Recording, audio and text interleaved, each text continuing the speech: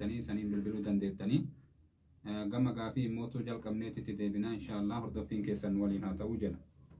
Mee ustaaz akkuma agartanii reefuu irraa dubbannee jidduun ifaan umuree namni marti hin dhageenye dubbii sanitti yoo deebinee gaafii waan jettuu jaarsi kiyya agartee hin salaatu akkamitti agartee waliin jiraadhaa immoo salaata kana hin didu salaatii waan jedhuun bor salaataa iftaan salaataa akkanuma jedhaa isaa salaatuun arguu haala kanaan agartee salaata isaan salaanni waliin akkamitti jiraadhaa shari'aan islaamaa mannaan jettii jetti.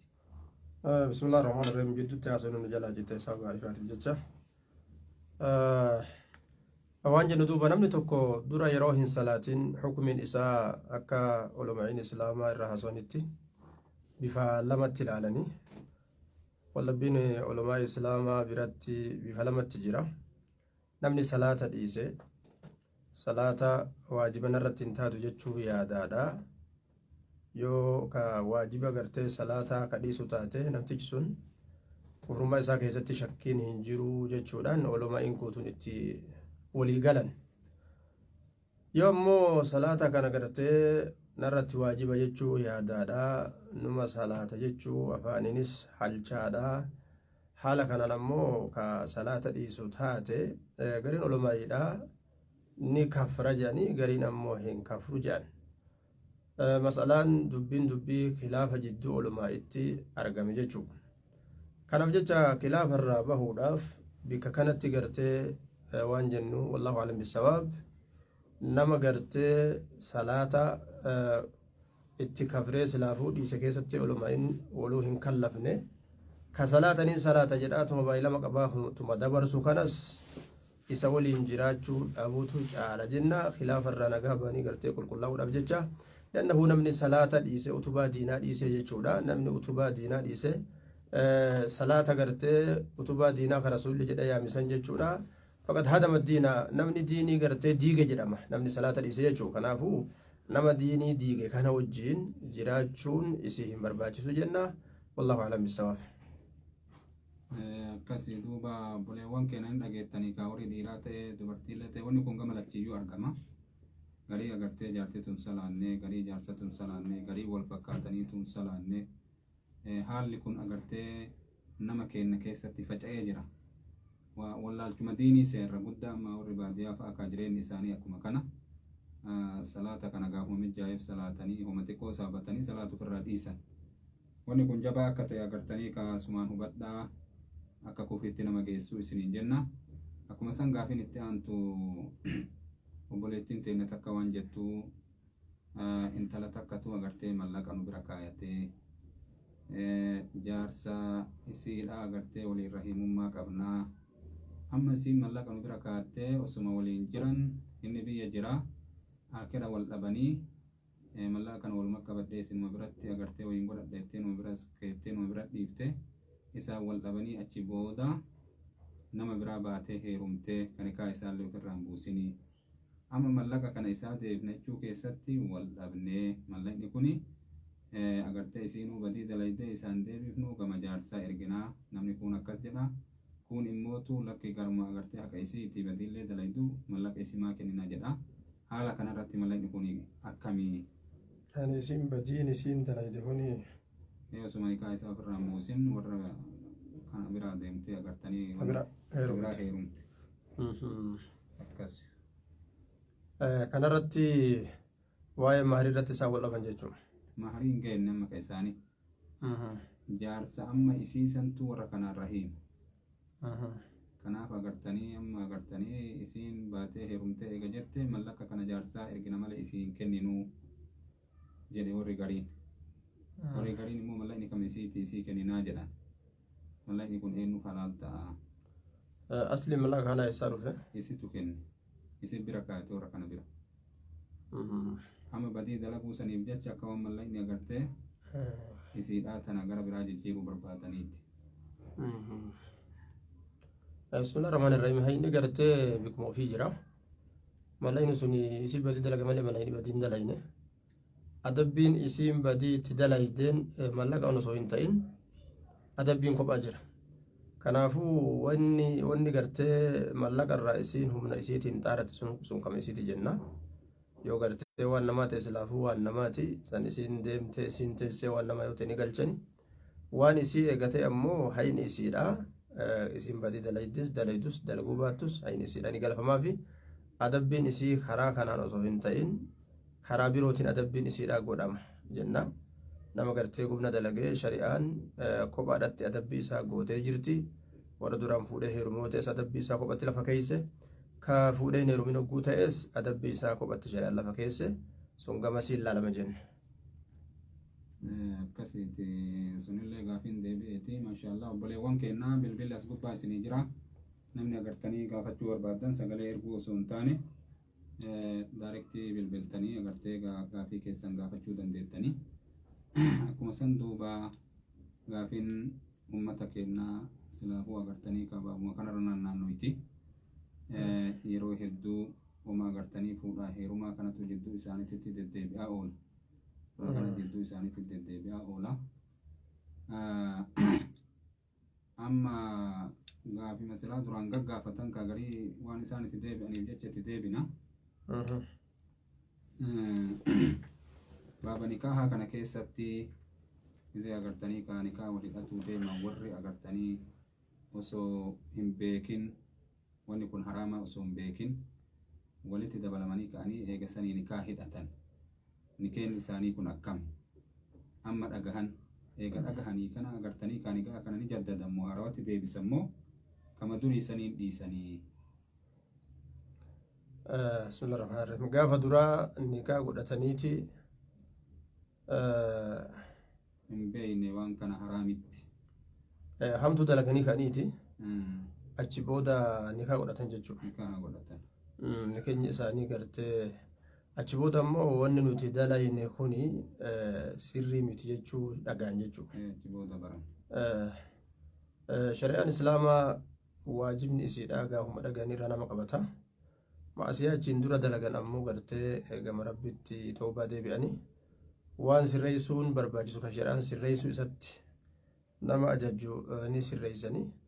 Warroonni gaaf duraa haala wallaalchaa keessatti wal nikaa hidhate jechuudha. Badii walitti dalaganii achi booda nikaa wal hidhatan ta'an nikeenyi isaanii sirriidha jennaan. Nikeenyi isaanii sirriidha. Gama nikaati hatta gartee islaaminaa keessatti illee warri badii dalagee yoo gartee ka nikaa godhatu taate gara nikaatitti sirri ammoo garri isaan balleeysan ahkaamni isaan balleeysan ahkaama shari'aan irra keeyse adabbii shari'aan irra keeyse tartiiba gartee shari'aan itti adabamaa isaan hin jettisan san balleeysaniit sababa wanni sababsatu namni dura ta'an islaamaa qaadiin islaamaa mootiin islaamaa ka adabbii gartee namarra dhaabu hin jiru. Warra gumna dalagaa garafu hin jiru warra garafuun barbaachisu warra ajjeechaan barbaachisu illee ka ajjeesu hin jiru jechuu kana sababsatanii jechuudha. Kana jalatti maasiyaa ho'ifatanii gartee itti fufanii waalaa kulliin wanni nama muslimaatirra jiru namni fattaqullaa mastata'atum jedhe rabbiin haga danda'anii rabbi sodaatutu isaanirra jira. Har'a gartee warri haddii isaanirra dhaabu jiraachuu dhabus maasiyatti jaynoomuu hin qabanii maasiyarra qusatuu qaban jenna. Waan jennuun warroonni gartee karaa badiidhaatiin walitti dabalamanii achi booda kan nikaa wal hidhatan gartee taate bikki isaan balleeysan nikaa wal hidhatuun badii osoo hin ta'in tartiiba nikaa itti wal hidhatan kanatu badii tartiiba isaa jechuudha. Tartiibni isaa warroonni tokko gartee kan fuudhin kan heerumni ugguu taate dura ama tokko gartee adda fageeffamaniitti naannoo gumna dalagan sanii fagaatanii halangaa gartee dhibba garafan jechuudha. Dhibba garafamaniitti naannawa sanirraa ama tokko gama gartee adda addaa jara adda fageessanii naannoo hamtu dalagan sanirraa eegasanii walitti deebi'anii jarri kun yoo gartee walitti dabalamanii wal fuudhuu kan barbaadan taate wal fuudhan jechuudha. Ahkaamni kanaan lafa jira. Kana ammoo sababa adda addaatiin warri ahkaama kana nurratti dalaysiisu hin jiru jechuu sababsatuudhaan maasiyaa ittuma fufuu jira namni jechuudha. Karaa haraam ittiin halaal godhatan heddummeessu jira namni karaa kanaan jechuudha. Gurbaan tokko intala takka fudhateetum ittiin dhaabbata kunis fudhatee ittiin dhaabbata kunis fudhatee ittiin dhaabbata waan fedhu namu muraada ofii yaada ofii gaachuu jira jechuudha. Seeri rabbii ka rabbii lafa kaayee adabbii rabbii gartee hafu jirti. Waan jennu adabbii tana ka danda'an itti dalaganiiti ka dadhaban dhiisan jenna. Garafamuu yoo dadhabames adda fagaatuun hin dadhabamu jenna. Shari'aa islaamaatirraa waan danda'an itti dalaganii warri kun amma tokko adda fagaatuu qabanii achi booda wal fuudhuu qaban jennaan. Warroonni ammoo ahkaamni isaanii gartee du'a. Ahkaamni isaanii du'a jechuun murtiin isaanii ka du'a warra dur gartee fuudhe ka dur heerume. Har'a shari'aan islaamaa ka isaan ajjeestu waan hin jirreef warri kun akkam ta'an jechuu keessatti ilaalcha lamaatu mul'ata. Ilaalchi lama ka mul'atu eega namni gartee shari'aa irratti dalaysiisu kan jirre taate warri wal fuudhanii jiraachuu ni danda'an. Ilaalchi tokko kana. Ilaalchi biraa ammoo aslii shari'aa islaamatti warri kun addunyaarraa hin jiru adama asliin wanni bika kana jiru isaan addunyaarraa hin jirani warra lafa hin jirre ta'anii warra lafa hin jirre kana gana aruuza isaanii walitti deebisanii oo'isuun hin barbaachisu ka jedhu ilaalchi lammaffaadha jechuudha. Ilaalcha lammaffaadha kana nuti filannaa har'a gartee ajjeesuun kun argamuu baatus hukumiin isaanii osoo shari'aan jiraatte warra addunyaarra hin jirre waan fuudhaati wal fuudhuu fi wal heerumuudha. Shari'aan itti yaaduu dhiise addunyaarraa jiraachuu hayyaman goone jechuun uummata sanii warra dur wal fuudhee gartee warra dur fuudhee heerume jechuudha ka zinaa dalage achi booda jechuun waan dur beekan kana ka gartee rabbiin isaanii laaffisee kunis fuudhee tunis heerumte kana akka naman arginitti waan zinaa kanatti hirmaataniif jecha adabbiin guddaan ajjeechaadha irra kaa'ame jechuudha. Warroota kana bifa lameen kana keeysa bifti nuti filannu bifa lameen dubbanne irraa boodaa kana filanne jechuudha. Asliin isaanii addunyaarra dhabamu warra adamaa warra dhabama gartee shari'aan murtiitti goote kana aruusa isaanii walitti deebinee isinuufi jenna. Bikki kun bikka jabaadha fagaadhaa isiniin jenna. Fagaadhaa bikka kanarraa fagaadhaa waliif dhaamaa jenna duuba. Maashaallah rabbi isinirraa jaalatu. Akkuma sanii gaafiin biraa ka jirtu amma biyya keessaa fi biyya alaa keessatti illee namni yoo wal dhabe jaarsaa jaartiin wanni addaan isaan hiikaa mootummaa bira dhaqanii achitti wal kasasaniiti mootummaan jidduu isaaniitti ilaaltee eegasanii agartee akka fedhinnaa isii irratti murteessitee yookiin jaarsa irraa ariitee qabeenya isaa feetu walakkatti qooddee feetu guututti irraa ari'anii har'arraati isii bira ga'uun qabdu jedhanii nikeenni isiillee nikeenni isaa sirra hin jiru jedhanii waraqaa barreessanii kennaniif. Akkasiin duuba isaa kan akka inni karra isiitti irra hin baane godhanii isiillee waraqaa fudhattee achi akkasitti deemti. Wanni kun waraqaan mootummaan kenniteef sun hiikkaa ta'eetiin hin ilaalama akka shari'aa islaamatitti. Bika kana rakkina guddaa jira. Rakkinni tokko yookaan uummata ulumaa'ii kennaa bira jira yookaan hawaasa kenna bira jira. Yoo ulumaa'iin shari'aa kana dirree baastee ni keenya akkanaan hiikamaa akkanaan hiikamuu jechuu ibsitee uummanni dhageeffachuu baate itti gaafatamni uummatarra jira. Yoo ulumaa'iin bika kana callistee sababa ulumaa'iin bika kana callisteef jecha uummanni wallaalee wallaalaanii nikaa hiikamin hiikame jedhu nikaa hiikame immoo hin hiikamne jedhee ofirraa yaa'u taate itti gaafatamni ulumaa bira jira. Jidduu kana rakkinni jira jechuudha. Waan akkanaa kana hedduu gaafataa oolanii biyyoota adda addaatti rabbiin silaafuu kaafina nurratti sallaxe rabbi nurraa haa kaasu. Shari'aa tana keessatti illee suma muree nama murteessaa jechuu se'a gariin namaa jechuudha. Waraqaa gartee deemee mootummaarraa itti yoo fide na hiikamee jechuutti fudhate intalli waraqaa hiikkaadha. Mootummaan nikaallee siidhuu hin danda'u. Mootummaan kaafiraa kun hatta ka muslimaatu osoo aanaan kee jiru nikaa siidhuu hin danda'u. Duuba mootummaan sillee nikaa hidhuu hin danda'u sillee hiikuu hin danda'u jechuudha. Hello.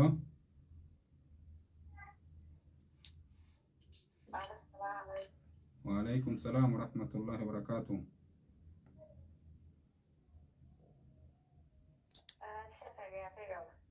Aye.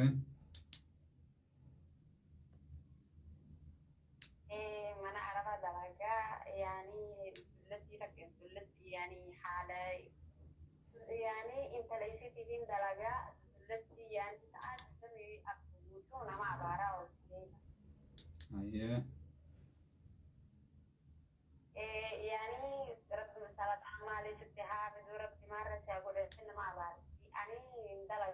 fadhu ni beban jira sitti abarti jabartu sitti hinqee balamu ratai na jette dan guyyaa tokko sana guyyaa tokko ijoollee fi faraka no barti Ye, osuma waan balleessi mo'ati waa balleessite. akami wanta balleessu khala dikatti bas yani bisa khala terdikatti dukte akarmati odo ula olsen la karman namaste odo atakka balleessu khala cuma takau jadi awal mesin apa Ye, badima kee maleetti si abaarti jechuun.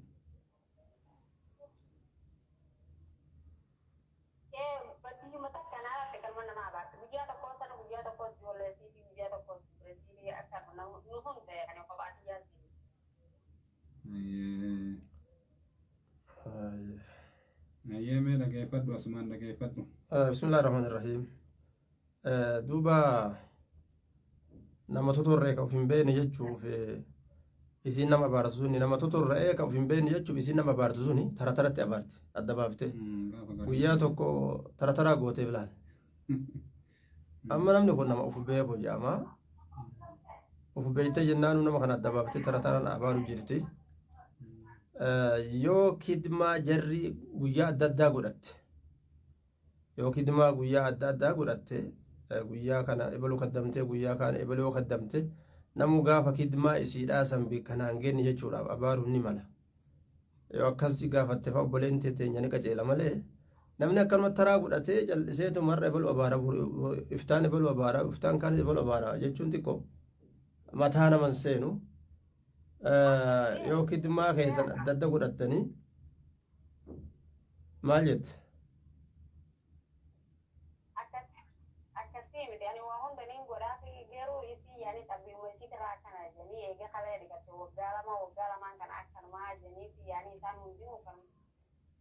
Yoni fi ijoolleen siyaasa badiraate isaan hundo yaani kophaatiyaati isin akkanumatti yaada isaa jite beeku ogummaa isaa ogummaa fudhatte boodaas namuma nagayaati yaani bise nama abaarte daaruu dhumbaate booda. Akkuma hundattuu mee isin abaartu akka hundattuu gabaabdutti yoo dhugatti isin isii sammiitanii miidhaa shari'aan beeytu tokko isii daddarbuu isii hifatuu nyaataan gartee haa ta'uu dabtanii mana hammaamaa mana dhiqansaa yookaan waan isin itti haajamtu ka isin uf hin dandeenye ka isin gartee yookaan si kireeffatteef san waan san ati guutuu fi dadhabdee diddee osoo dandeeysuu osoo beeytuu osoo hin irraanfatin beekaa itti dabdee waan sanuun jette sanirratti yoo si abaarte haqa isii waan jalaa hir'iseef jecha abaarsisii sun sitti qeebalamaa yoo ammoo gartee osoo ati haqa isii bikkaan geessuuf jala fiidee gamaa gamanaan abaarsisiin abaartu suni yoo nama gaa hin totorra in taate ka aqlii qabdu taate abaarsisun mataa isiititti deebi'a ka halaakamu isii ta'a jechuu ati ammoo nama akkanaa kana biraa jirjiiratutu siif gaariidha maaliif jennaan ati ilmoo namaati guyyaa tokko haqa isii hir'isuuf atu mala aartee yookaan hir'istaa hifattee yookaan hir'istaa zabana kana kanaafa gaa isuma feesbuuk ilaalan fa'a ofirraa distiin kajalaa gubatte hedduu jiraami shamarran kanuma kana fa'a ta'uuf ammala kanaafuu mana akkasiisan ati nagaa bahuudhaaf yoo silaa jirjiiratte siif gaariidha waan abaarii heddummaatuuf jecha ka isitti deebi'u heddummaatus deemee tokko kasitti deebi'u yoo dhufe rakkoo ta'a waan ta'eef barakallahu fiik Dígale. Inshallah. Akkasii duuba manni dalagaa kunillee uummata rakkise. Akka dalagaatitti dubartiin akkanumatti kaachi wal himataa oolanii tuun agarteen abaartii tuun harkaan itti fiidi tuun waan adda addaati. Amma gaafiin biraa kan jiru gaafii tana fakkaattu namtittiin isiin bira dalayduutun gumna dalaydi arabtittiin jayyoon bira dalaydu immoo gumna kanan dalaginiiti waan kana dhiisii jennaan iniin ijoolleen xiyyanan karaa nagaatiin karaa shari'aatiin heerumii maaliif agartee waan akkanaa kana dalaydaa jetteeni gisee mucayyoon gorsitu ijoolleen xiyyanan dhiiftuu jetti abbaan ijoolleedhaan immoo nuti ho'i. Heeruma kana ijoolleen hin dhiiftu. Ijoolleen nan dhiiftuu jetti. Ijoolleen dhageennan nan dhiiftuu. Immootu ijoolleen akkana jedhiin jettee mistira isitti himattee kaatee gara batiisan deemti. Haala kanarratti shari'aan akkamiin laaltii an agartee waan kana maraa ni beekaa gorsa illee dadhabee duuba gisee garii nyaatallee agartee kama namtichi sun bitee agartee fidee inni fe'ee akkasiin makiinan kara duratti buusuu baadhu ol baasinaan jettee waliin ol baafna. Haala kanarratti waan isiidhaa qonna jechuu kanarratti shari'aan akkamiin laaltii jetti waan kanarratti. Bismillaahi rahmaani rahiim. Duuba telefoona kana jettuun kaafna. Ani kun qaataa bilbila.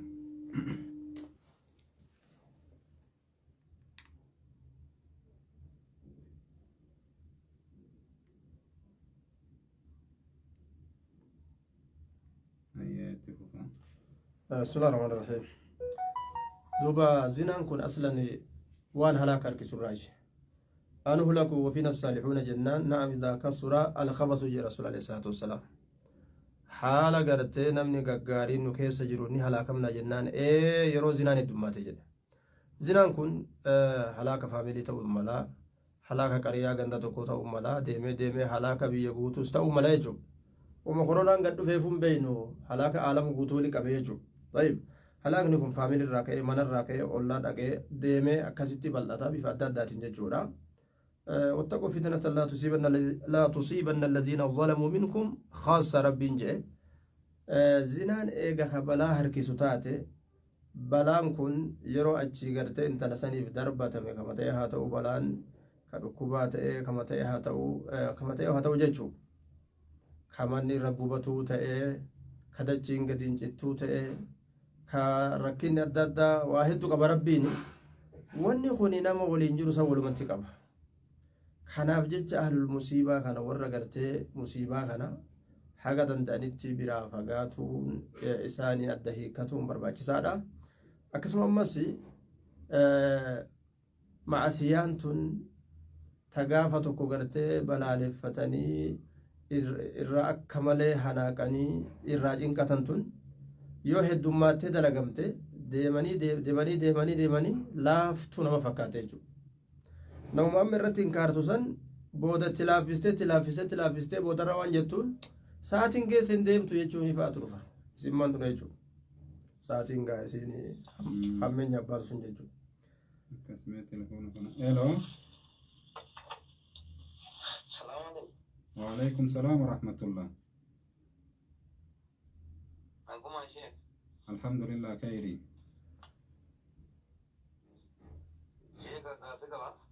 أيه.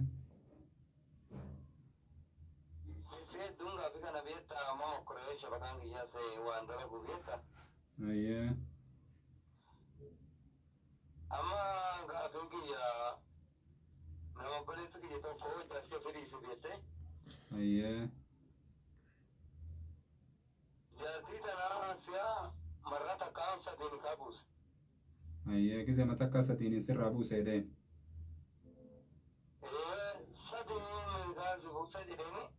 أيه. أما ندامن تو وادي دول ندام بيت أشمل أبتدا مكان جريني أشمل أبتدا ما رجعت جيدي يتا. أيه. رجعت جيدي كان جنيت جيسة يروح نمو ورثات رسول فابيته. أيه. أما كاديجا فنان لكن وان سكان الرأي بينو فنجانيني وندكنا كمل حكمه. قاضي شريعة قافنان قاضي نتي حكمي كنان بينو جده.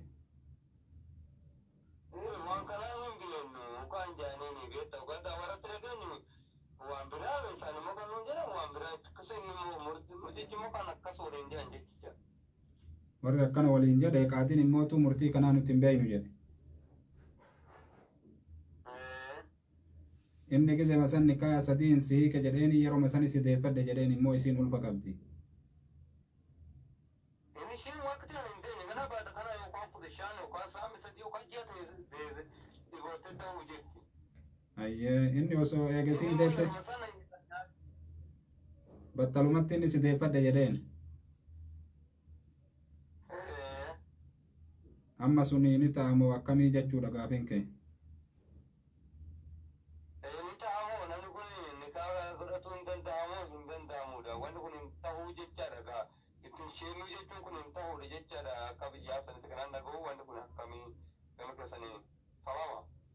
Ayyee dhageeffadhu asumaan. Bismillah ar-Rahmaan ar-Rahiim obboleessa keenya. Gaafin kee akkana fakkaatutti namtichi ammumatti taraa sadiitti siike jedheeni hoggomsanitti deeffadhe jira. Deeffadhe jedhee jechuudha. Egaa intalli deesse deeffadhe hin jenne osoo intalli hin dayine. Gisema sanitti jedhe. Intalli immoo ta'uudhaaf ji'a tokko takki bilii fudhachuu. Kun waan jennu jaartii isaati jenna. Maaliif jennaan raja'atu jedheeti jira deeffateeti jira. Jaartii isaati jenna. Ni keenyi taraa takkatti sadiitti sirraa buusne yoo ka jedhamu taate suni jechuma nama saniiti malee sababa inni akkas jedheef jecha taraa sadiitti hin bu'u. Ni keenyi xahaaraa takkitti keessatti tokkoma bu'a. Xahaaraa itti aantu keessatti illee tokkoma bu'a yoo buuse abbaan. Xahaaraa itti aantu keessatti illee tokkoma bu'a yoo abbaan buuse. Yoo abbaan buusuu baatee xahaaraa duraa keessatti siike jedheeni xahaaraa lammeessuu keessatti osoo si deeffadhe jedhin akkasuma callisee tasadaffaallee osoo si deeffadhe jedhin ka callisu taate gaafsanillee ni keenya akkasumatti yaa'ee irraa dhumata jechuudha. Waalaa kulliin isiin jaartii isaati isaa deebitee jirti jaartii isaati jenna barakallahu fiikum. Siigalee mi obboleessa? Haaraan barbaadu. Haaraan barbaadu ni kaa lamatu irratti hafee fi tokko irraa kufe isaatu dhiitee kuffise tokkicha sani lama irratti hafeefi jira. Si deeffadhe eega jedhanii teessaati jechuudha.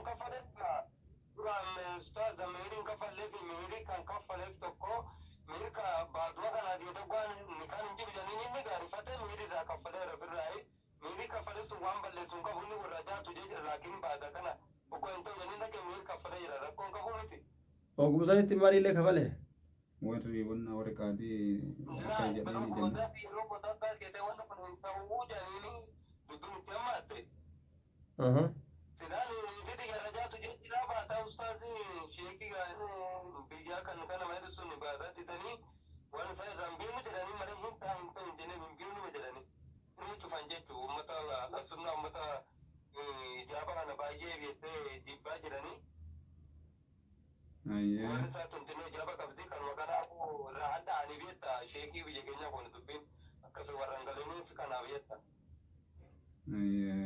Barakallahu fiik amma sii galteemi? Amma inni wanni inni jedhu inni maharii kennuufiin sun dhiibbaa nikaa irratti wayi qabaa. Maharii kennuufiin osoo nikaa lama osoo irra jiru duraanuu maharii kennuufii qaba. Mahariin duraanuu haqa isiiti achiin durattuu kennamuu qaba. Mahariin gaafa nama kennamuun kuni aadaa nama keenya gartee ka shari'aa hin hubatiniiti. Gaafa gartee inni maharii kenneefi kaboochuufaa jira. Maali jennaan na hiikuuf deemaa jetti aadaa badduudha jechuudha.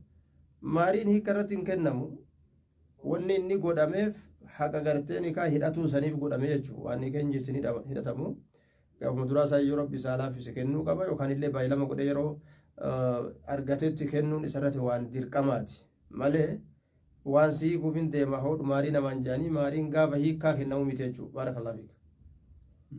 Maraafuu niitii isaatiin shakkiin jedhee.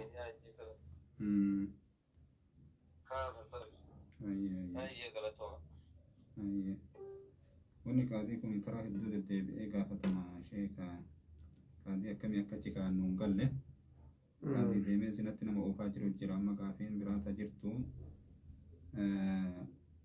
qaadiidhaan agartanii jaarsaa jaartii wal loltee isiin ala jirtii inni biyya jira qaadii bira dhaqanii jennaan hagam addaan turan jennaan hagan addaan turanii jennaan waan jedheen qaadiin bisa agartee kabiraa haa heerumtu gaafa galte immoo dhuftee nikaa isiin haaromsinaa gaafa isiin galte nikaa haaromsine agartee hiinaa fi irraa buufnee ka isaa san akkas goona ammaaf immoo haa heerumtu ni tahaa jedhee akkas fatwaa godheef suma kaan irraan buusin kana waan se'u qaadii osoo hin ta'in jarrummaan keenya kagaa fi geessan fatuun goruu ni mala maaliif jennaan qaadii jechuun ka ofumaan qaadii ta'e yoo ta'e malee kan namni beekaan achi isa kaayee qaadii isa godhate ofiin ishee akka jedhamu san gartee yoo akkasii ta'e malee ofumaa ka qaadii uf godhe yoo ta'e malee ka olomaa'iin beekaan tokko fuudhee namni kun ta'uu danda'a jedhee achi kaa'e waan akkasiin dubbatu akkasuma warri biraallee qaadima jedhanii irraa fidaniiti dubbii warra agartanii addaan turan faa waggaa 5 faa 6 faa 3 waa ta'u warra akkanaa kan agartanii qaadinni kennu hin jiru ni kenni irraa buusuuf deemtan hin jiru jedheetti agartee akkas murtii godhaa jedhan mushkilaa guddaa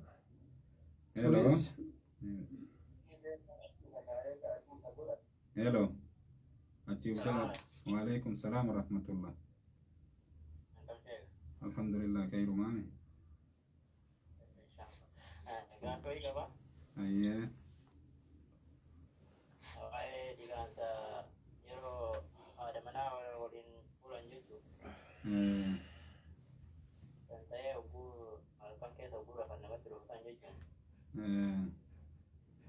wanni suni dhiqanti suni tartiiba saniin dhiqachuu turre abdalamoo yaani akkuma bishaan wal nama ga'u jismii gara rifeensa akka nama ga'u dhiqachuu turre abdala wanni sun waajiba moo dhiqanti yaa tokko sadii awwala gara tokko sadii dhiqatanii eegatti gara tokko sadii dhiqatan suni waajiba moo sunnaadha sun sunnaadha sun sunna tartiibni sunnaadha dhiqatuun ammoo waajiba yaani dhiqachuun amma yaa awwala sadii dhiqatanii gara naa sadii dhiqatanii gara sadii dhiqatan suni sunnaa jechuudha sun sunnaadha qaama kee guututti ammoo dhiqatuun sirratti waajiba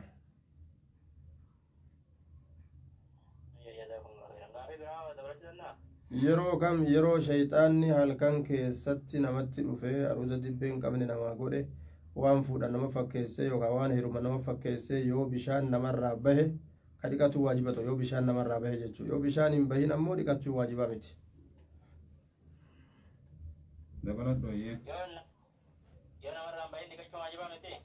bishaan yoo sirraa bahe malee yeroo bishaan sirraa hin bahin dhiqachuu waajibaa miti kam jennaan ka halkan shayxaanni namatti taphatu san itti baanna ka halkan shayxaanni namatti taphatu ka ammoo warra keetii walitti dhufte walitti dabalamte yoo ta'e bishaan sirraa bayuu baate san dhiqatuun waajiba bishaan bayuu baate dhiqachuun waajiba san ka warra keetii walitti dabalamte yoo ta'e zaahiraan jechuudha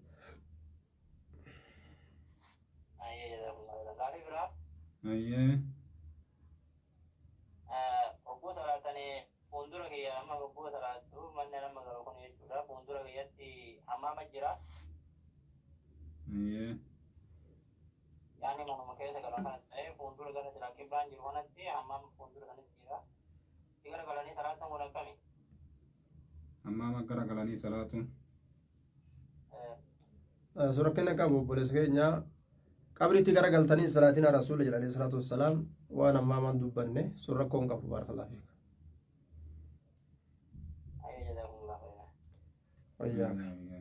dubbii takka taa afaan hin qabnu telefoonni raawwata duratti takka waan nama qaadini nama ganni isaa addaan ture takkaatiin dura takka gaafii dheerattee harkaa fudhattee kuchisiiste qaadin duratti kuttee sun amma telefoona nu harkaa kuchisiise eetaan wannaati nama zinaa dalagu isii zinaa dalagu bira dalagaa akkamitti isii gargaaruun kiyya kun akkasitti osoo beeku waliin jiraachuun akkamitti warroota gartee maasiyaa dalagu kana wal saabeenutti jiraachuun tokkofa balaa namatti harkifti maasiyaani balaa san jalaa fagaatuudhaaf jecha telefoona tokko kaafnu hello وعليكم السلام ورحمة الله وبركاته أقسم أنه أوبسي كافي أفاني كفن تنابو فتني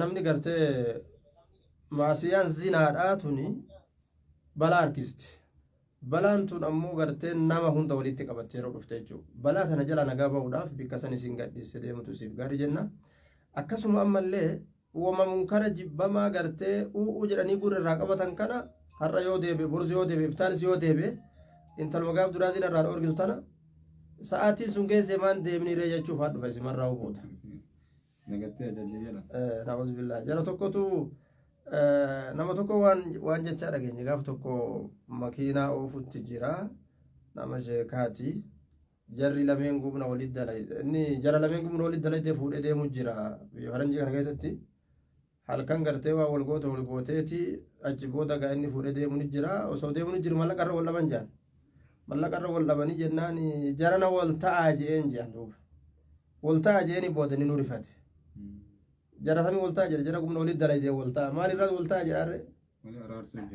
jara gartee gumnarra wal lolu jirtu namni yoo munkara tokko keessa seene irraanfatee manguddummalee dhaqee bikka badduu seene jechuudha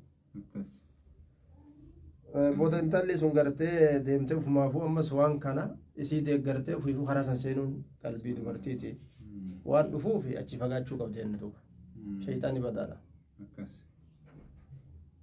hello amma dubbadhu ayyee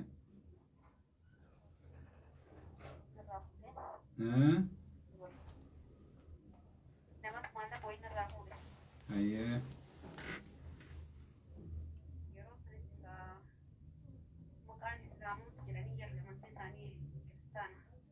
ayyee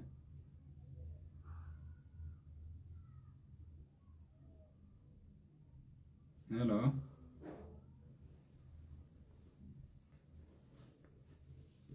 hello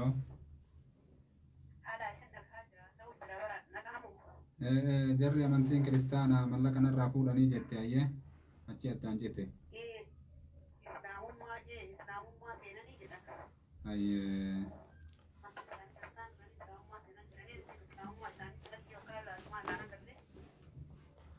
ayyee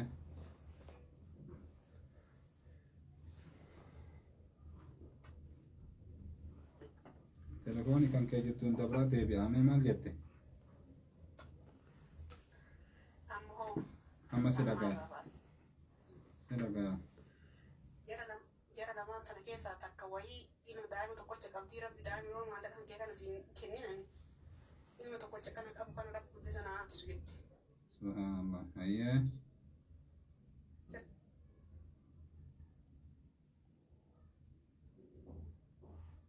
ayyee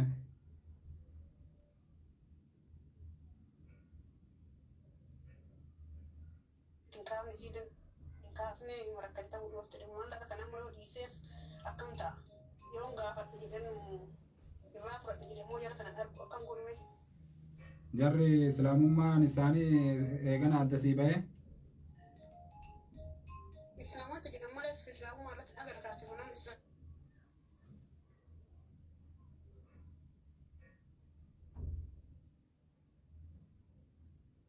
ayyee telefooni kan kee jechitaati immoo gaafii kee akka tokko faamne waan isin jettu warra tokkotu islaamaan jedhanii ayyee gaafiin kan kee akkanaami warri tokko islaamaan jedhanii mallaqa liqeessitee fi ati gaafas yeroo sanitti ani waa gabaa waliin dhuunfaa waan irraa fudhatan nashoo jedhan sana ayyee eega san isiin deebifne achiin gargar baddammoo arguu dadhabde moo akkamitu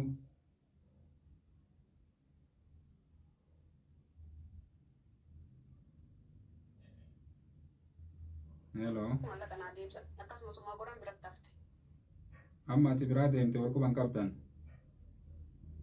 jechuun hangara gooroo dhaquu dhiise amma waggaa dheeraa turree gara waggaa torba akkas naannoo sanii turree wal agarra takkaan amma rabbi dhiirri tokko caqabu kana naan guddifachiisin jettu ta'e yoo maallaqa kana sirraan bifadhe ayyee natti dhuftee maallaqa keetti naan jettee natti hin kennine anillee bakka amma irrifatti jedhee tasuma wal agarre waan ta'eef naguma gaafadhee bumaa kutte ayyee yoo dhiisee fanni kun itti ga'a yookaan immoo deemni taate burullee wayi azaana gooti waan jedhu sun gaafachuu barbaade. Islaamaan jiranii immoo islaamummaa isaanillee hin beeyne warri kun agartee islaamummaa irraa nagarreen islaamaan jedhaniiti kanaaf yoo dhiisee fi sadaqaanaa taatee itti geetti jechuusi amma gaafin isii walii galatti. Bismillah obboleettee nyaduuba ati dura kakuun intalaa suni ati naa kennanii hin beeytu naan kennine jettee dhibbarratti jechuu jirta naan kennine irratti amante jechuudha. Isiin ammoo kennetti isiinis dhibbatti amanteeti hatta abaarsa seente jechuudha. Ilma naan guddisiniin abaarsa.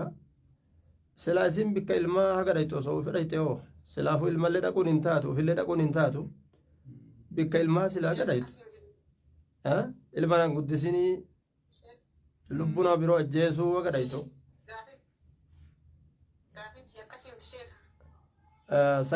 Sagalee kaa dhubas telefoonni kee kun ni ciccita.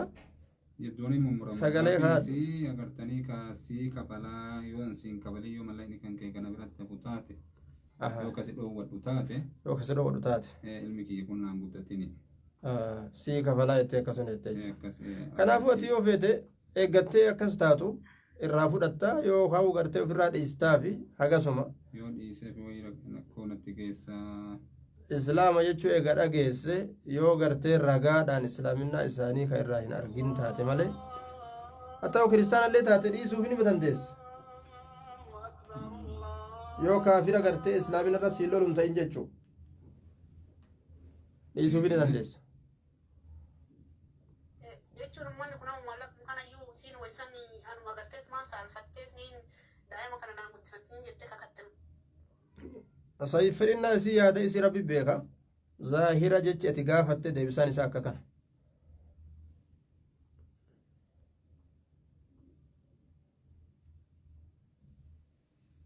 Shabakkaan keenya ciccita inshaallah gaafii karaa peejiti irratti deebitee wettini argatta.